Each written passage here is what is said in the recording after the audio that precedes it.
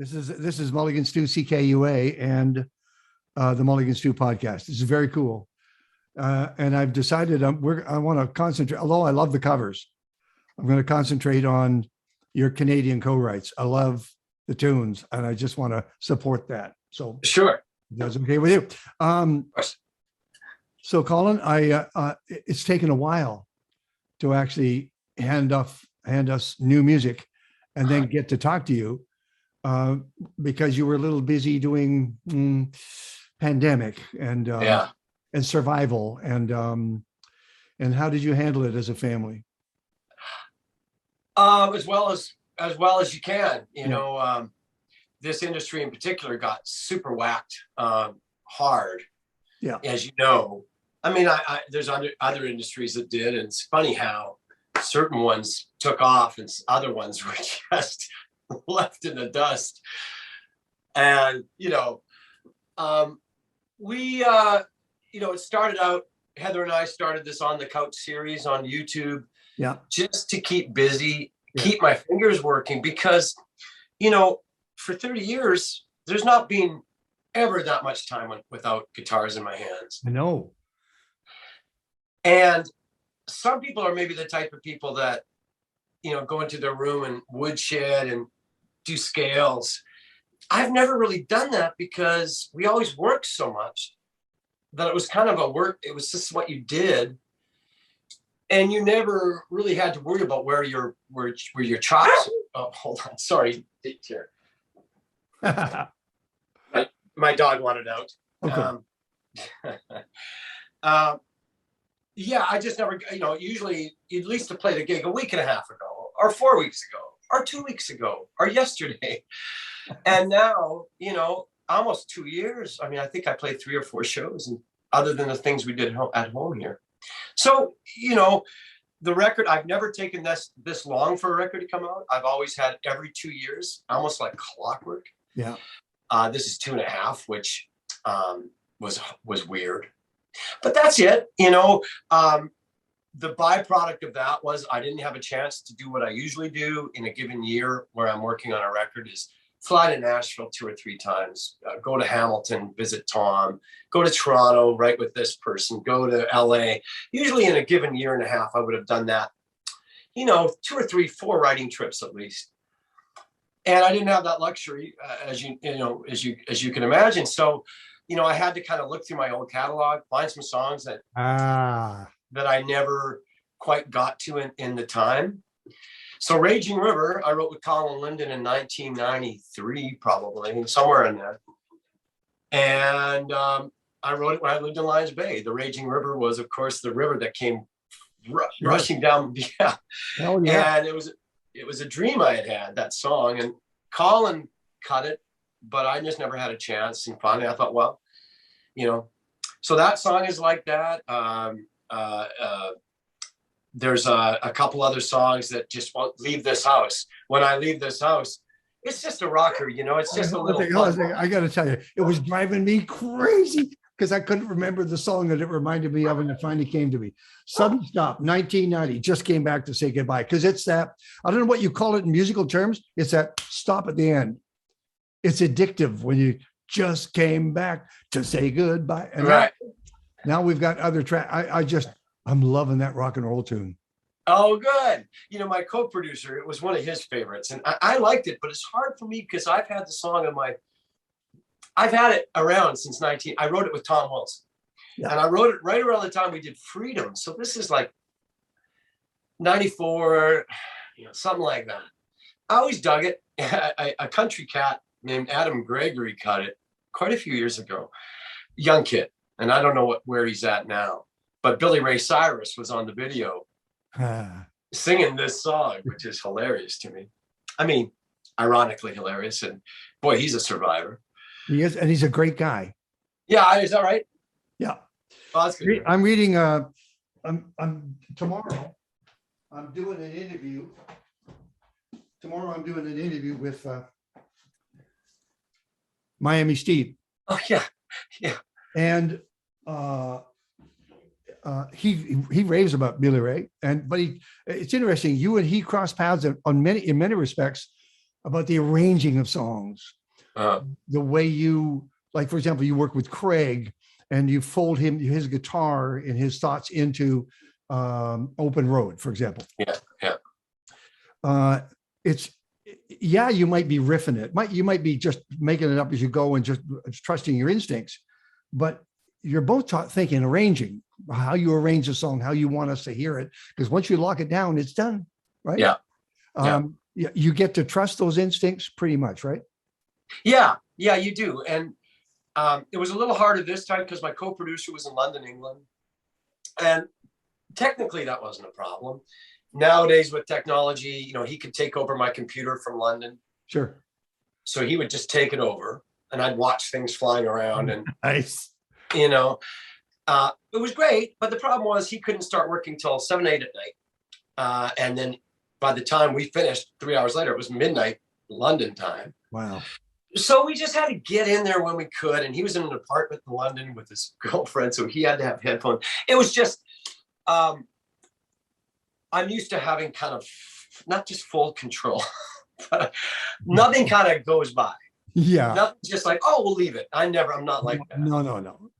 And I found it hard to keep on things with the distance. And I couldn't phone him. If I had an idea, I couldn't just phone him because it's 5 in the freaking morning in London.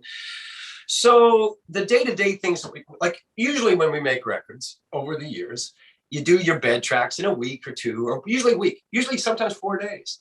The band leaves, you go home, take a break, and then you fly back to wherever you're recording. You do 2 or 3 weeks solid, and you don't stop. You and the producer sitting right here.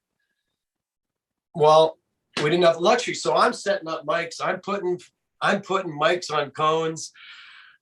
I'm having to learn my technical chops and make sure I'm sending it to him unadulterated with no reverb. So for me, I had to learn how to be an engineer, which was not, it's a little scary. I had him to oversee it because he's a great engineer, but so that was it. But I love getting Craig Northey on my records, mostly because he's not a blues player. And I love the way, even on Blue Highways, he plays on Big Road Blues. Yeah. And the way he plays rhythm is not like a blues player wouldn't play like that. And I love that because I'm already playing that stuff. So it's always good to find a juxtaposition. And one more thing, because I want to play Open Road. Do you look for themes? Do you sometimes beat yourself up trying to find the ties to each and all of the tracks, or do you list the music singularly speak for itself? In this case, I wanted a J.J. Cale groove. I just wanted a nice swampy groove. Yeah.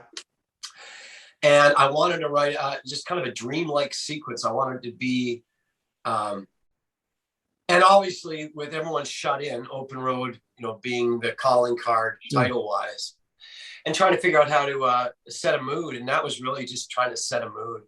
And the headline with the heavy electric guitar was a complete accident because that was supposed to be the solo.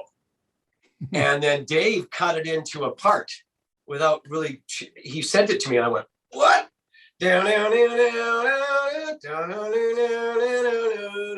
So that just became a part. And so that was cool. That was like an example of working long distance and having it work. Sure. Yeah. And you have to trust the people around you. I know you pick you choose your partners very carefully, and they each bring something special to you, but they don't overrun you. As a matter of fact, you can't be overrun. You have in your mind what it is you want to do. But this, by the way, I haven't told you this, and we're 15 minutes into the freaking interview. This is the best. This is the best. This is going to serve you really, really well. I hope so. No, I'm telling you now, man, this is killer music. Well, thank you. We got a nice review out of Illinois yesterday, the Midwest Tribune. And it was nice to see because I get pretty wound up. I've been living in a bubble. Yeah. And I can't listen to it anymore. So I haven't listened to it in quite a few months because you go through those, there's this interest, peak. And then it's a window. A slide where you go, I hate everything.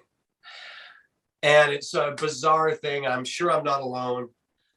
But now you got to go tour it. I know. Play it, man.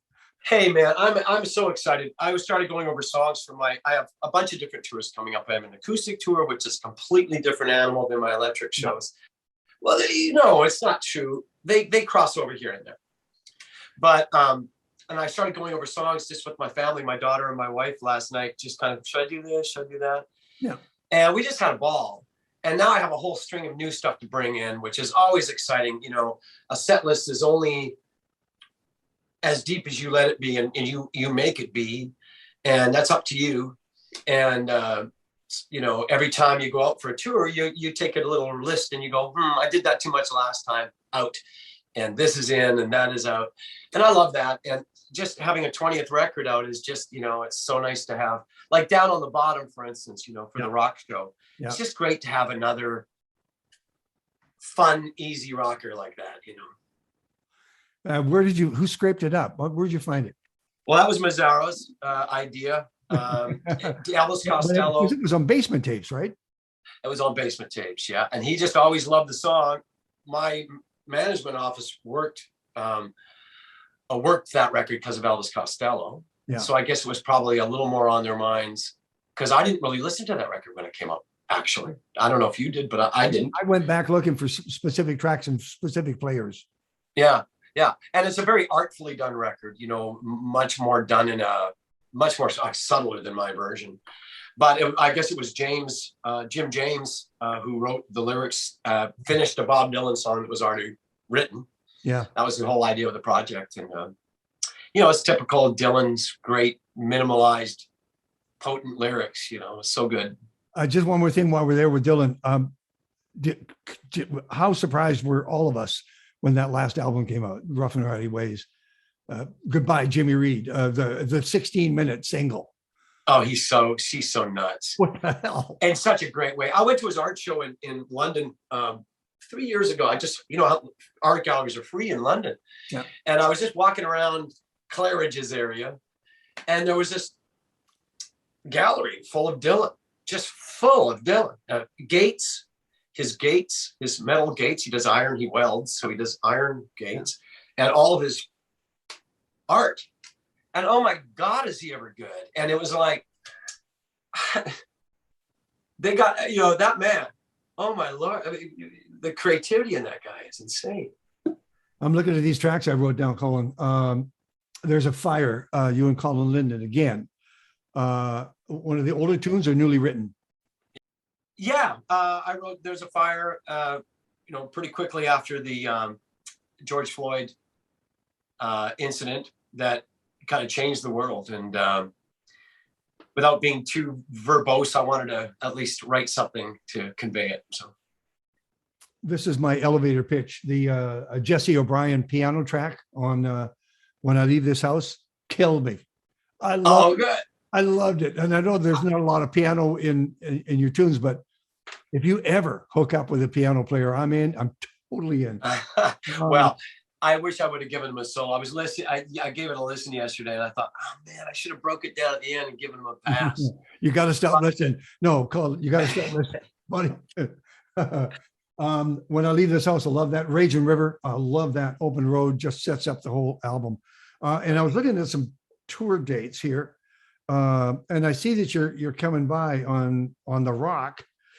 You are November 8th, Qualicum Civic Center, then the 9th in the Tidemark Theater in Campbell River, November 10, Powell, then Penticton and Vernon, Cranbrook. Then you start rolling into Alberta, Sherwood Park, 17 and 18, the Vic Jube Theater in Lloydminster on the 20, the Camrose 21st, Blues at the Bobo Island, 23, 24, and more to follow, I would assume. Yeah, well, the new year will be the Canadian, probably February, March, I think. February into March will be, I think we're going east to west. So we're starting in Quebec City. Okay. I don't think we're getting farther east this time. We're going to have to get back next time. We have to be done the Canadian tour in time for the Buddy Guy tour. And the Buddy Guy tour starting on the 14th in Los Angeles at the Saban Theater. So I'm really excited. So we start with Buddy there, and we're doing like the House of Blues in Dallas and Houston, and the ACL in the Austin City Limits in Austin. So, and then we're continuing all the way up to New Jersey. So, okay, stand back and just be a third person for a second. How important could that gig? Well, they're all important, but you opening for Buddy Guy in partnership with his hand on the till side of kind of the audiences that you can find on that tour are phenomenal. That's why I'm doing it because it's going to be a great gig. It's, because we'll be playing 2,000 some seaters, and it's taken me my whole life to start getting a little bit of action down below the border and starting to get some name recognition. So we're just trying to, it's still a mammoth task. It's still, as anyone will tell you, it's just America's so big and it's so hard to know how to go about it. But Blue Highways had a nice kind of calling card and got my name in the door. A nice handshake. Yeah. Yeah, it was nice. I think a lot of people at the time, it was just kind of, I guess, I don't know what the thing was. I guess it was because it was all kind of covers of classics generally on Blue Highways. Yeah. It allowed people to kind of come in and not fight. Was it blues rock? Is it this? Is it that? It was that. And subsequently, we've managed to kind of wrangle a bit more of attention, and I think the Buddy Guy tour, will hopefully speak to that and allow us to further it. And, you're not going to be able to, it's Buddy Guy's audience. He's what, 80, I think 85, is that right? Yeah. So it's just a number, bud. Yeah. But he's got, and at his age, I think there'll be a lot of focus on the tour for him. And I think he's got a new record coming out as well. So, I think it's going to be fantastic. I honestly can't wait. We're playing some places I haven't got back to since 1991. We're playing, and when we're not playing with him, we're doing our own shows. We're playing Oklahoma City on our own. We're playing Nashville on our own at the City Winery. So my question is, which Colin James are they going to see? Well, I can be any. Set list is everything, That's the thing, right? I've already thought about that, and I think my job is to go out, do a nice varied set that doesn't. Well, I'll probably start acoustic. I'll probably start with Riding in the Moonlight and do a couple acoustic songs with Steve Mariner, just to set, because he's Buddy Guy. He's going to have the rock and roll and the loudness and all that. So I think I'll just not try to compete again. It's like I'll just try to augment his show the best I can. Did you say Steve Mariner? Yeah. You're taking him on the road?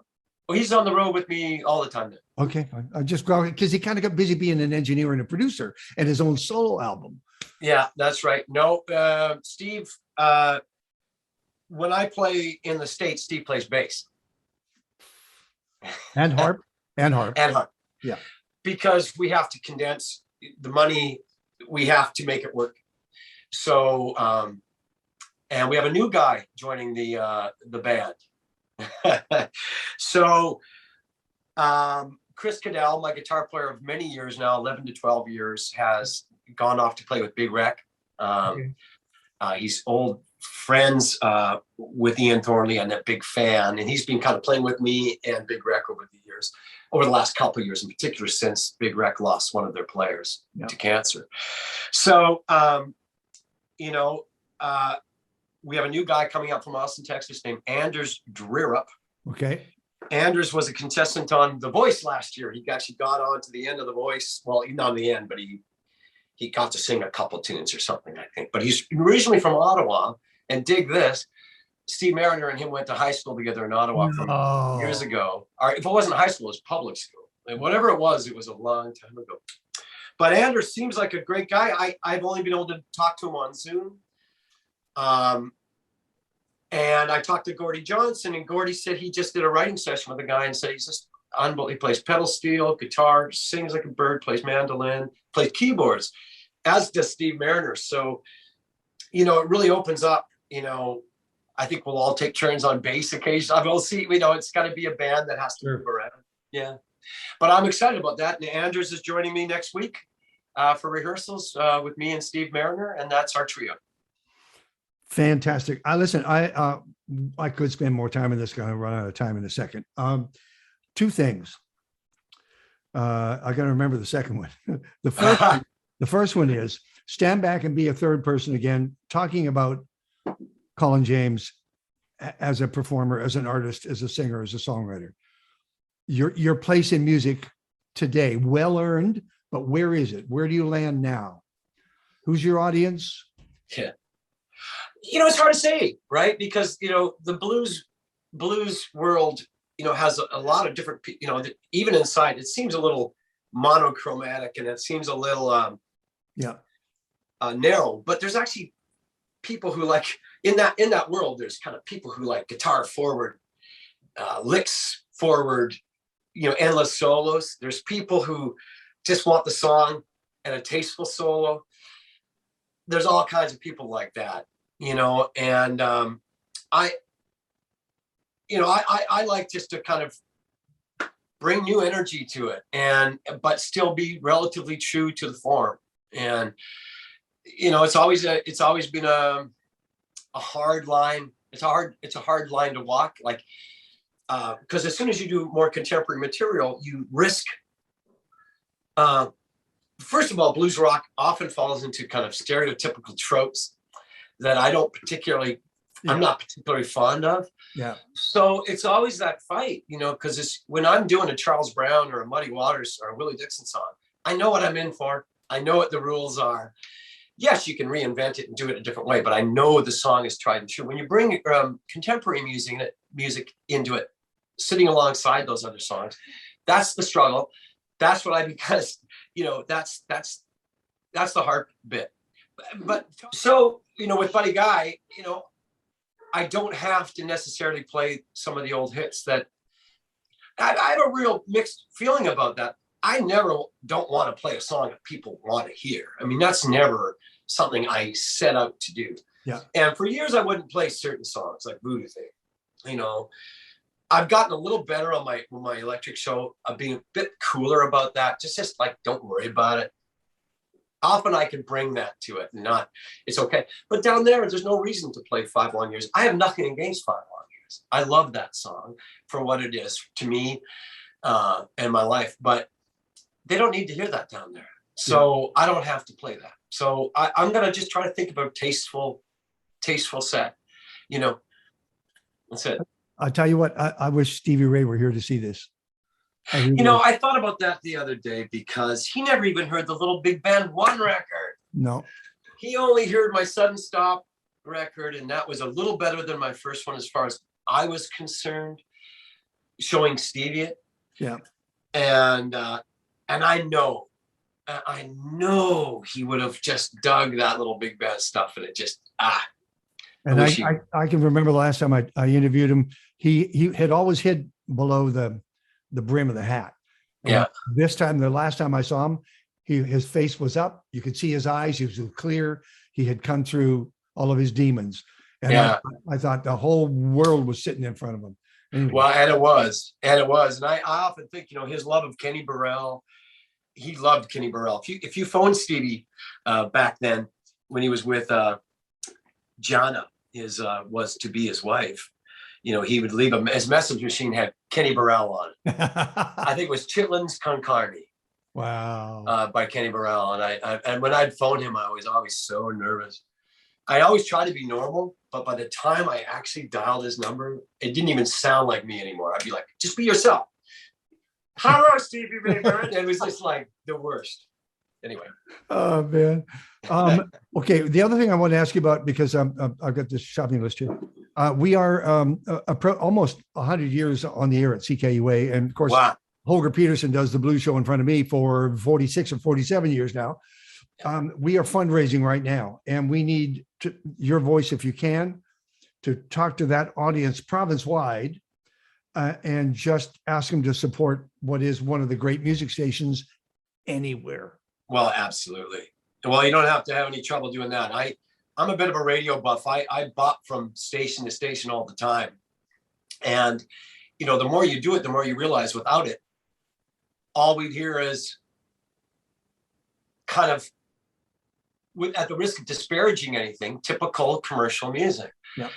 And I'm not saying there's not good stuff in that. There is, but you really do have to look harder. And I listen to CKUA. I listen to WWOZ in New Orleans. Great station. Oh yeah, man.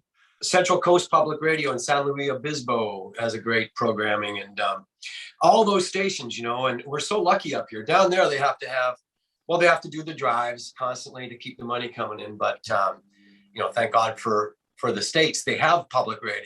But what they're keeping alive, which is completely disappeared, are announcers who can play their own music, can pick their own music.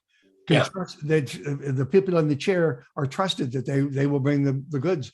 And we got to keep that going because we've the curating and the love of the music. I mean, that's the thing. And without a commercial interest breathing down your back, what the state of radio is. I mean, nobody will play a new song of mine. They'll play Voodoo Thing till it's like, but try to play something new. It's just, they won't do it, and I know that's the way business goes, but boy, I like the days when they could really play what they want, not just say it. But, that's life. And I think, hopefully the day will come when with streaming and all the competition for radio that more energy will be put into it. You were talking about what got us through, and we kind of chuckled because we know we were talking about wine for one thing. The wine sales went through the roof by the case, doing tasting room radio. But music got us through. On the last two fundraisers where we were trying to raise $1 million, all of a sudden people were writing long, eloquent reasons why they were supporting CKUA, and they basically all said the same thing in their own way. It got us through. You were the voice in the room. That music got us through. So the power of music, you've just joined the stream. Yeah. Well, and there's so much out there, so much great music, and without people delving in and like that, there's so much to be lost. And it's an embarrassment of riches now for everybody, because we have, so much at our fingertips now musically, which is fantastic. And there's going to be a flood of releases coming. Like everybody's on the same calendar cycle right now. Oh, I know. I'm glad you got this out, and I'm glad this 20th album is as good, is as fantastic as it is. I'm not astonished. I am happy. I'm delighted and surprised, and I love the fact that your timing is impeccable once again. Oh, good. Well, I hope so. I'm really excited. It's taken me my whole life to start working with this one. I have an agent now, an American agent, and I've been wanting him as my agent my whole life. And I finally have an agent who's working for me down south of the border, and it's a great feeling. You're ready. You're primed and ready to go. It's as simple as that. Yeah. I'll see you on the island. Okay. Okay. We'll see you there.